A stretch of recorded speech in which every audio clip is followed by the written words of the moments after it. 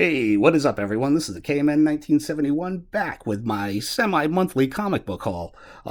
This one's going to be a special one, at least for me, because this is going to be my birthday haul. And not only my birthday haul, my 50th birthday haul. That's right, half of 100. Holy cow, how did that happen?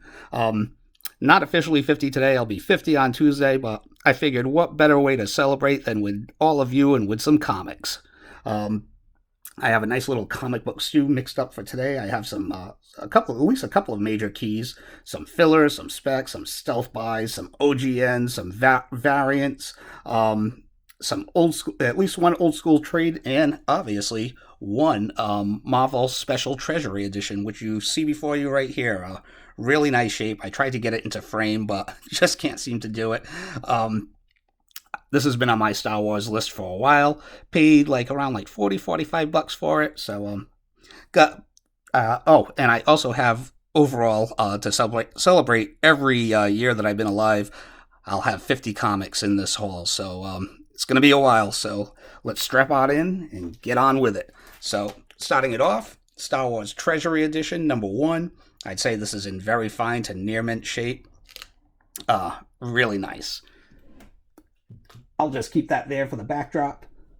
And we'll zoom on in a little bit more. Just bear with me. All right, that should be good. This is Bring On the Bad Guys, a Marvel Fireside book, which I've always wanted, focusing in on the classic villains of the MCU. And I've always loved this cover. This is just a smoking John Romita Senior cover. Oh, painted. It's beautiful. I've always wanted this. This used to appear in the house ads back in the day, and very happy to pick it up. How about some OGNs? Wonder Woman Hecatea, I believe it is.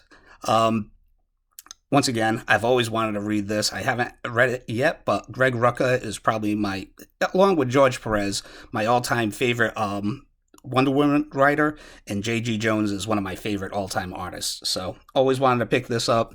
Picked it up at a pretty good deal. And another graphic novel that I've always wanted, and this was not at a good deal at all. This cost me like $60, but I ended up getting it still sealed. Doctor Strange and Doctor Doom, Triumph and Torment. Just so you can see the top right there. Okay. And once again, a classic story from the 80s that I've never read. Roger Stern, Mike Mignola, Doctor Strange, Doctor Doom, Mephisto. Can't go wrong there. All right, let me move some of this stuff out of the way and get to the traditional comic books. All right.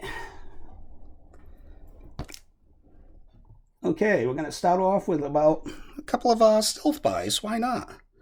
All right, so we have Injustice #3, which I believe is the first appearance of Anastasia Ghul, who is a daughter of Batman and Talia Ghul in this Injustice universe. So I thought that was pretty neat. Picked that up for $1.50. These first 5 or 6 books are all going to be like $1.50.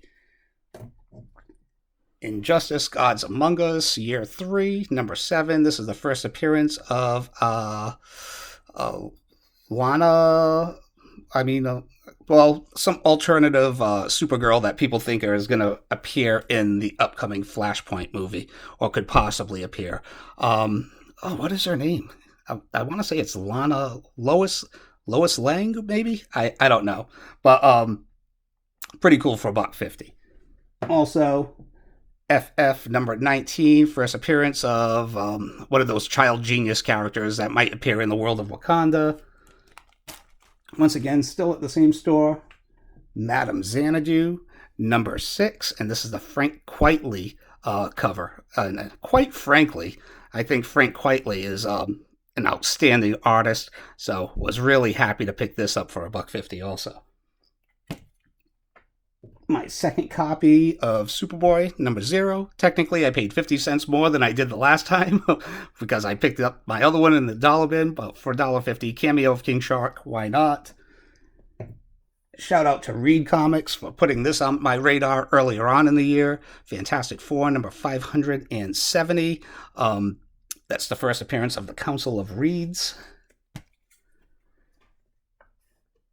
Ghost Rider from Volume 2, number 31. This is the first official full appearance of the Midnight Suns. Yeah, I ended up picking this up for around like $5 too.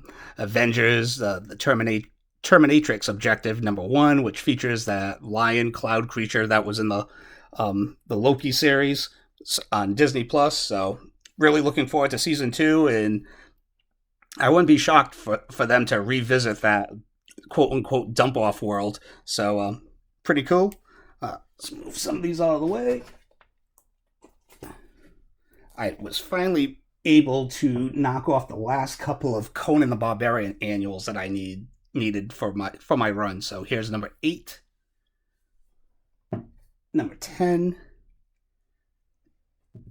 and number 11. All $5 a piece, probably overpaid for them, but I just wanted to finish off that run. So now I can just concentrate on my run of Conan the Barbarian from Volume 1 of, that run that I've been working on for a while, starting at issue 1 and ending with issue number 115. I now have first 26 issues, the last issue, all the giant sizes, and now all the annuals also. So pretty happy to finally check that off my Conan list. Ended up upgrading my copy of Justice League number 1, just one of my all-time favorite runs. Ended up picking up a couple of extra copies of Uncanny X-Men number 184. This is the first appearance of Forge. And number 191, the first appearance of Nimrod.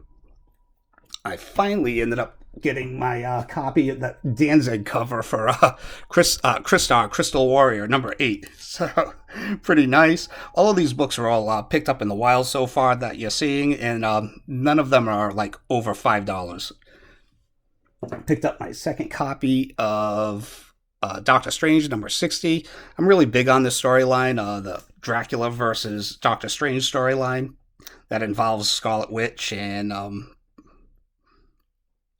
don't know, just one of my cheap spec plays.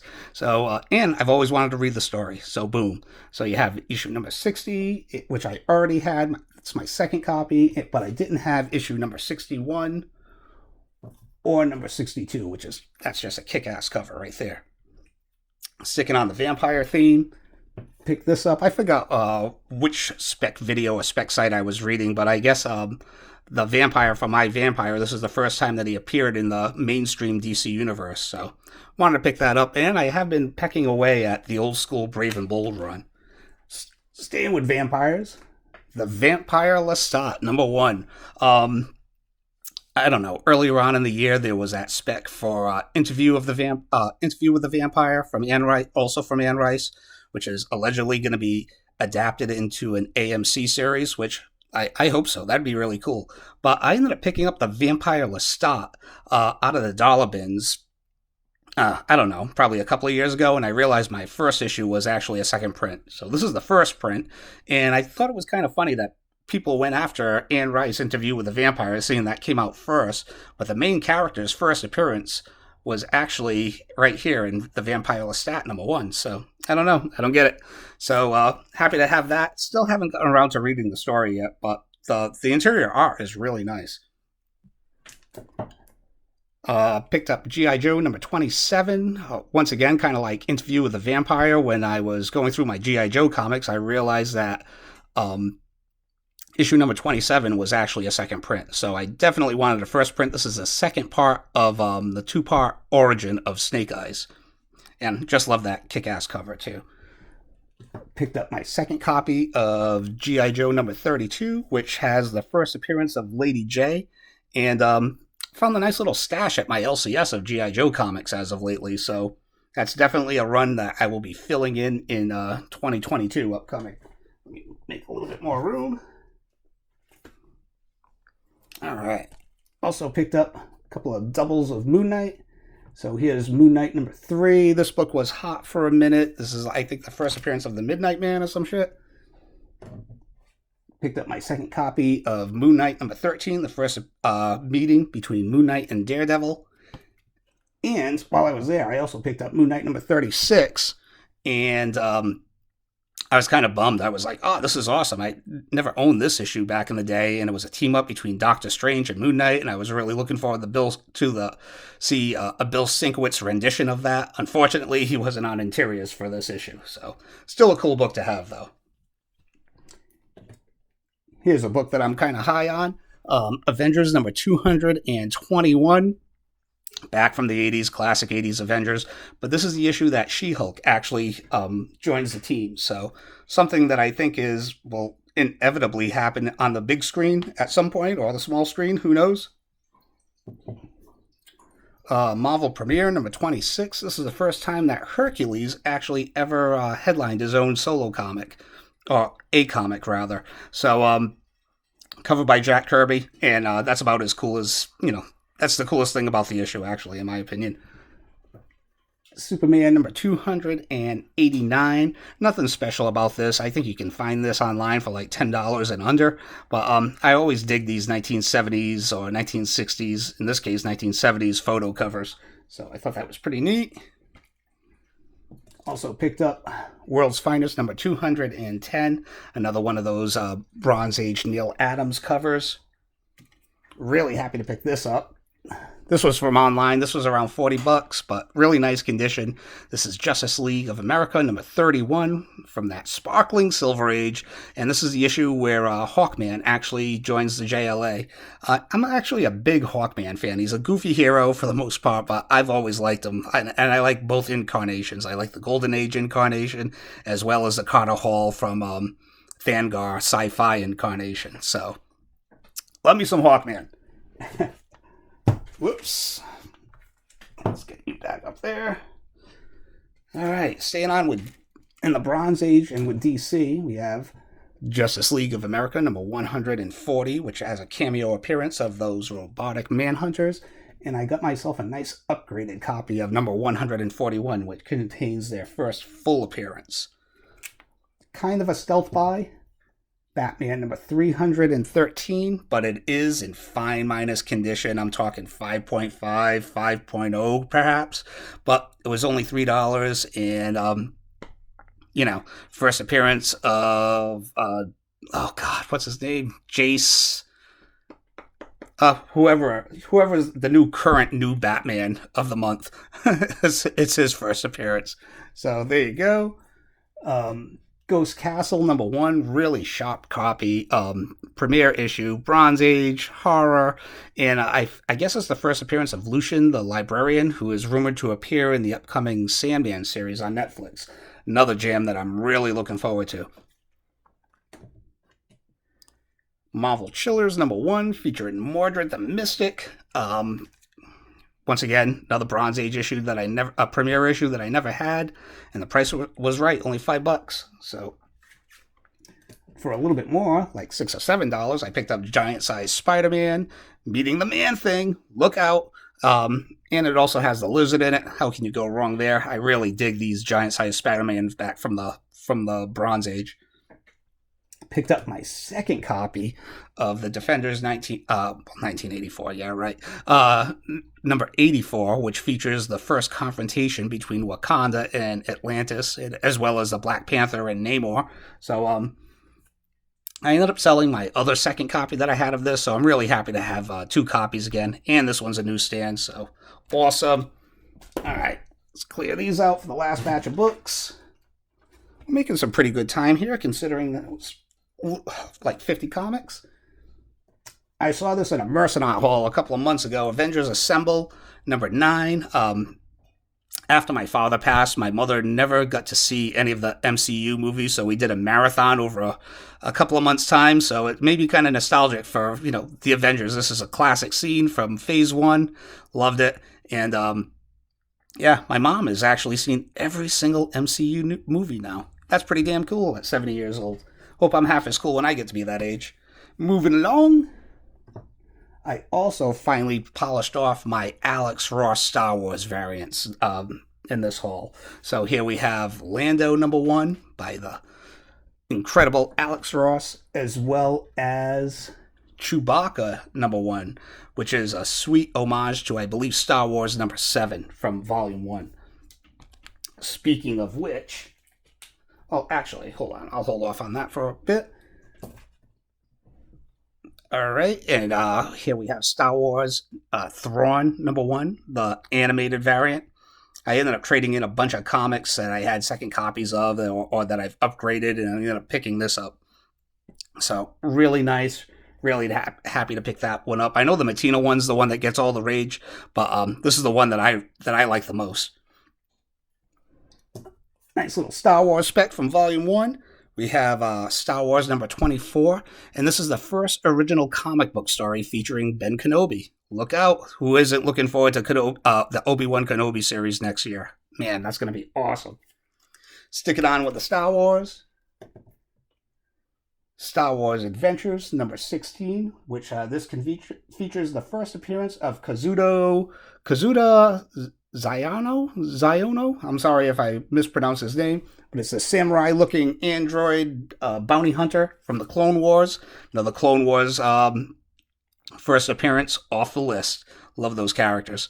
Speaking of Clone Wars, and my love for those characters, boom! Finally picked this up. I thought this was a book that passed me by for the most part once it was around $400, but it dropped down significantly, and it still was a very expensive book. One of the most expensive books that I've picked up this year. It was around like $200, I want to say. But Star Wars Jedi Mace Windu #1, the first appearance of Asajj Ventress, and what was my final motivator to pick this up and just chuck down the cash for it. It is a newsstand. Had to do the obligatory newsstand close-up. So really happy to pick that up. That's probably the last real big dollar Star Wars book that I had left on my list, and I said, the hell with it. Why not? So 2 more books to go. Web of Spider-Man #118, the first appearance of the Scarlet Spider, aka Ben Reilly. I also own Amazing Spider-Man #149, which I consider to be his true first appearance. But I was lucky enough to pick this book up a couple of months before the whole Ben Reilly thing went down in the current Amazing Spider-Man comic, and this first appearance kind of blew up a little bit. So really happy to pick it up. Really love. I hated Ben Reilly when he first came out back in the 90s. I avoided everything. I hated the Clone Saga. I hated his sensational Spider-Man series. My brother loved it. But now in retrospect, I can look back on this character and appreciate it. And finally, my pick of the haul, being a Batman fan, this is one of the biggest pickups of the year. Detective Comics number 400, featuring the first appearance of the Man-Bat, illustrated by the incredible Neil Adams. Woo! I've always wanted this book, so really happy to pick this one up. It's only fine minus condition, but I don't care. It's mine. So yeah, that's all I have for this haul. And 50 years. Wow. And there's no stopping my geekery in sight, it seems. So I have this Tuesday off, so nothing big planned for the birthday. Just I didn't want to get pissed off during my commute, didn't want to get pissed off at work, so had a vacation day to use before the end of the year, and I'm using that one up. So looking forward to not working on my birthday. First time we can say that in a while. So I will be back next month with my final haul of the year and my year-end wrap-up video where I show off my favorite pickups of the year, and we'll start this again in 2022. All right. So thank you all for watching, liking, and subscribing. I will see you all on the flip side. Go Patriots. See ya.